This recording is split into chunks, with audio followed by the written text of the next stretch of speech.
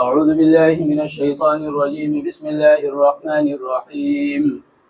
يا أيها الذين آمنوا كونوا قوامين لله شهداء بالقسط ولا يجرمنكم شنآن قوم على ألا تعدلوا اعدلوا هو أقرب للتقوى واتقوا الله إن الله خبير بما تعملون. وعد الله الذين آمنوا وعملوا الصالحات لهم مغفرة وأجر عظيم والذين كفروا وكذبوا بآياتنا أولئك أصحاب الجحيم. یہ سورہ مائدہ کی 3 آیتیں ہیں جن کی تلاوت کی ہے. اب ان آیات میں عدل و انصاف اور شہادت حق کا حکم دیا ہے جو دوسروں سے متعلق ہے. ترجمہ آیت کریمہ کا یہ ہے کہ اے ایمان والو، ایسے بن جاؤ کہ اللہ کے احکامات کی پابندی کے لیے ہر وقت تیار رہو اور انصاف کی گواہی دینے والے بنو، اور کسی قوم کی دشمنی تمہیں اس بات پر آمادہ نہ کرے کہ تم نا انصافی کرو. انصاف سے کام لو، یہی طریقہ تقویٰ کے قریب ہے، اور اللہ سے ڈرتے رہو. اللہ تمہارے تمام کاموں سے پوری طرح باخبر ہے. اس آیت مبارکہ میں اللہ تبارک و تعالی نے ایمان والوں کو عدل و انصاف کی گواہی دینے کا حکم دیا ہے. سورہ نساء کے اندر بھی اسی طرح کی آیت مبارکہ گزری ہے، تھوڑے بہت الفاظ کے تقدیم و تاخیر کے ساتھ.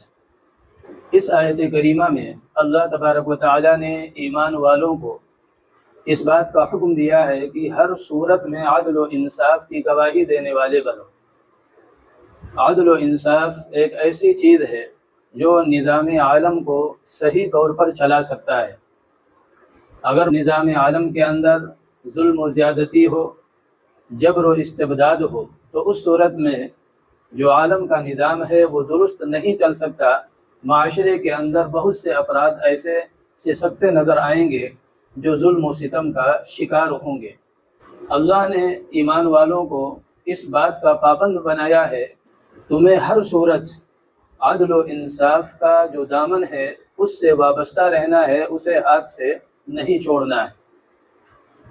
اسی طرح کی آیت پیچھے سورہ نساء کے اندر بھی اللہ تبارک و تعالیٰ نے ذکر فرمائی تھی، اور یہاں پر بھی اللہ تبارک و تعالیٰ نے کچھ الفاظ کے تقدیم و تاخیر کے ساتھ اسی حکم کو بیان کیا ہے.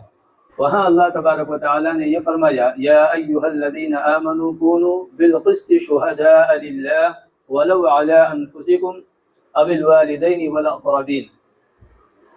اور یہاں پر اللہ تبارک و تعالیٰ نے ذکر کیا ہے، یا ایہا الذین آمنوا کونوا قوامین للہ شہداء بالقسط ولا یجرمنکم.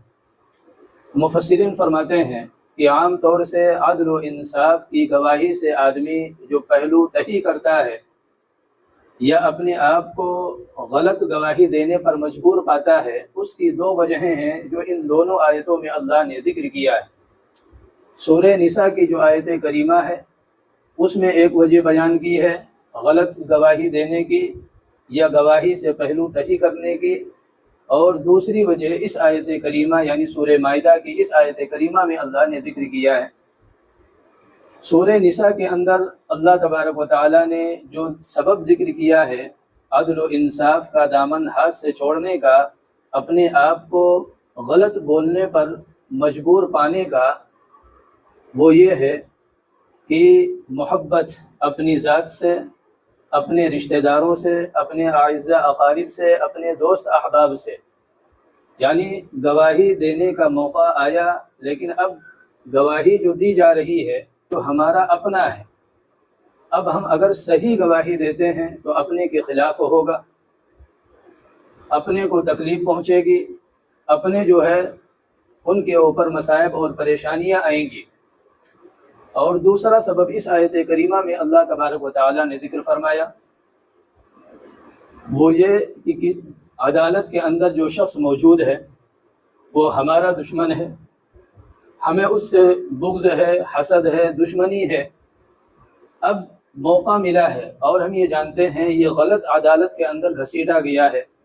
معاملے کی حقیقت کو ہم جانتے ہیں اور یہ جانتے ہیں کہ اگر ہم صحیح گواہی دیں گے یہ تمام طرح کے جو مصائب اور پریشانیاں ہیں ان سے باعزت بری ہو جائے گا۔ اب دشمنی سبب بن جاتی ہے کہ یہ ہمارا دشمن ہے، لہذا اسے ضرور جیل تک پہنچانا ہے۔ انسان وہاں دشمنی اور بغض و عداوت کی بنیاد پر غلط گواہی دیتا ہے، تو اللہ تبارک و تعالیٰ یہ فرما رہا ہے اس آیت کریمہ میں کہ للہ، یعنی جذبات سے مغلوب ہو کر کوئی کام نہیں کرنا چاہیے، بلکہ اللہ تبارک و تعالیٰ کے لیے کام کرنا چاہیے۔ دشمنی تمہاری اپنی جگہ، تمہارے اس کے جو معاملات بگڑے ہوئے ہیں وہ اپنی جگہ، لیکن جو حق بات ہے، جو عدل و انصاف ہے، اس کے تعلق سے تمہیں بات کرنی چاہیے، نہ کہ ان معاملات کے اندر دشمنی کو سامنے لانا چاہیے۔ لہذا یہ دو چیزیں دو آیت کریمہ میں بیان کی، ایک محبت جو آدمی کو غلط بولنے پر مجبور کرتی ہے، اور دوسری دشمنی جو آدمی کو غلط بولنے پر، غلط گواہی دینے پر مجبور کرتی ہے۔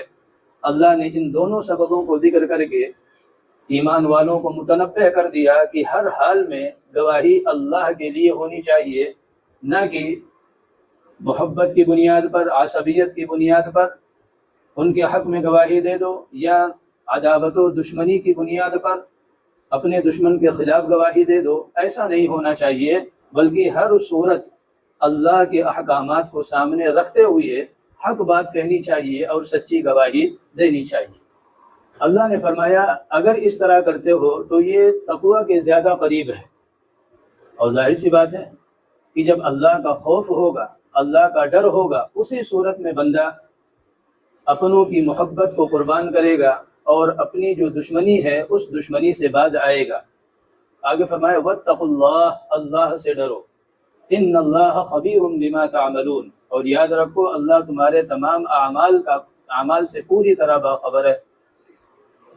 یعنی تقوی حاصل کرنے کا جو ایک طریقہ ہے وہ بھی اللہ نے اس میں بتلا دیا کہ تم مراقبہ کرو، بیٹھ کر سوچو کہ اللہ تبارک و تعالی ہماری ہر حرکات و سکنات کو، ہمارے ہر اعمال کو، ہمارے ہر اٹھنے والے قدم کو، ہمارے جذبات کو، ہمارے تصورات اور احساس کو ہر وقت وہ دیکھ رہا ہے، وہ سن رہا ہے، کوئی چیز اس سے پوشیدہ نہیں ہے۔ لہذا ہمیں اللہ کے حکم کے مطابق ہی زندگی گزارنی چاہیے، نہ کہ اللہ کے حکموں کے خلاف چل کر زندگی گزارنی چاہیے۔ اب اس حکم کے بعد اللہ تبارک و تعالیٰ نے یہ بیان فرمایا ہے کہ جو لوگ میرے احکامات کے مطابق زندگی گزاریں گے، جو میری مان کر زندگی گزاریں گے، تو ان سے وعدہ ہے لہم مغفرۃ و اجر عظیم۔ ایک تو یہ کہ ان کے جو گناہ ہیں ان کی مغفرت ہو جائے گی، اور مغفرت کے ساتھ ساتھ و اجر عظیم، ان کے لیے عظیم اجر ہوگا، عظیم ثواب ہوگا۔ اور اس کے برخلاف جنہوں نے ہماری آیتوں کا انکار کر دیا، ہمارے حکموں کو پس پشت ڈال دیا، من مانی زندگی گزاری، ہمارے احکامات کی کوئی پرواہ نہیں، تو وہ گھبرائیں نہیں، مر کر ہمارے پاس آنے والے ہیں اور ان کا ٹھکانہ جہنم ہوگا، یہ جہنمی لوگ ہوں گے۔ لہذا اگر ہم مانتے ہیں اللہ تبارک و تعالیٰ کی، اللہ کے بتائے ہوئے طریقے کے مطابق زندگی گزارتے ہیں، تو اس میں فائدہ ہمارا اپنا ہے، اور اگر اللہ سے بغاوت کر کے زندگی گزارتے ہیں تو اس میں نقصان ہمارا اپنا ہے، کسی اور کا نہیں۔ لفظ شہادت اور گواہی کا مفہوم آج کل عرف عام کے اندر جو مشہور ہو گیا ہے، وہ کسی حاکم کے سامنے گواہی دینا اس کے ساتھ مخصوص ہے، حالانکہ قرآن و سنت کی اصطلاح میں اس کا جو مفہوم ہے اس سے زیادہ وسیع ہے۔ مثلا ایک ڈاکٹر ہے، کسی کے بارے میں سرٹیفکیٹ وہ تیار کر رہا ہے کہ یہ بیمار ہے، یہ نوکری پر نہیں جا سکتا، یا یہ فلاں جو ذمہ داری ہے اسے ادا نہیں کر سکتا، بیمار ہے۔ اگر واقعی ایسا ہے کہ بیمار ہے تو کوئی مسئلہ نہیں، اور اگر بیمار نہیں ہے اور پھر بھی ڈاکٹر تیار کر رہا ہے، سرٹیفکیٹ بنا رہا ہے، تو یہ شہادت الزور کے زمرے میں آئے گا، یعنی جھوٹی گواہی۔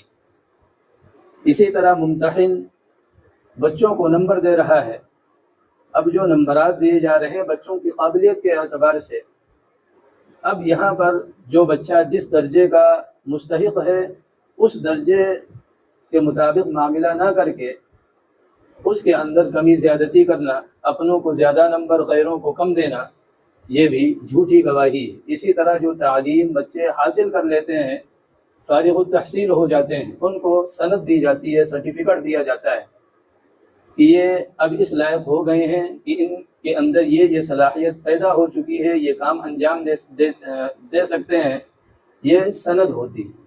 شریعت کے اندر جو شہادت کا معاملہ ہے وہ کہیں زیادہ وسیع ہے، وہ اسی مقدمات اور کورٹ کچہری کے ساتھ خاص نہیں ہے۔ اللہ تبارک و تعالی ہم سب کو اپنا مطیع و فرما بردار بنائے، نافرمانی والی زندگی سے ہم سب کی حفاظت فرمائے۔